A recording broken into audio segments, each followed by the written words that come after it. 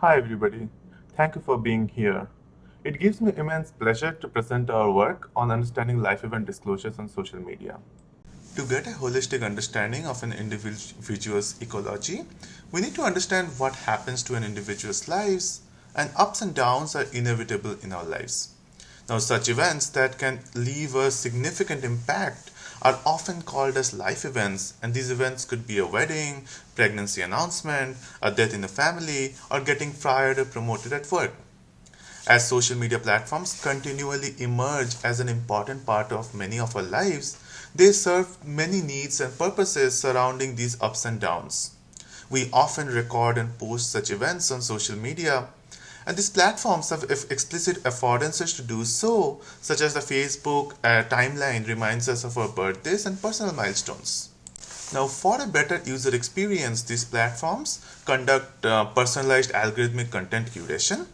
These algorithms largely rely on topics, interests, and social connections, but rarely account for an individual's life events. But if the algorithms are not sensitive to our lives, they may cause harm. For example, when a Facebook user was shown his year in review with his now dead daughter's picture, he felt the feature to be emotionally triggering, labeling the newsfeed algorithm as inadvertently cruel due to its insensitivity. This calls for a critical need to understand social media disclosures of life events, which we essentially do in this work. So, with that in mind, in this work, we examine what life events people disclose or withhold on social media and what individual and event attributes explain life event disclosures on social media. So, participants shared their year long Facebook data and self reported surveys on individual differences. And at the end of the year, we also asked these participants to record their major life events using the validated Perry Life Event Survey scale. We compare how in the moment disclosures on Facebook differ from retrospective self reported surveys. Now, as a contribution of the work, we operationalize a definition of life event disclosures on social media and also provide an extensive codebook to identify and study life event disclosures on social media. We find that among the various categories of life events, social media disclosures tend to be mostly around personal life events, including weddings, vacations, and family time together, whereas financial events such as capital gains or losses, or even work related events like getting promoted or fired, are rarely disclosed on social media. Now, we also investigated the characteristics of disclosing a life event on social media. We find that social media disclosures tend to be emotional and expressive.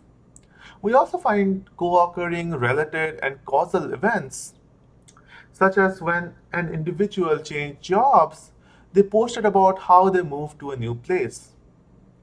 We also found social media events tend to be mainly about positive events.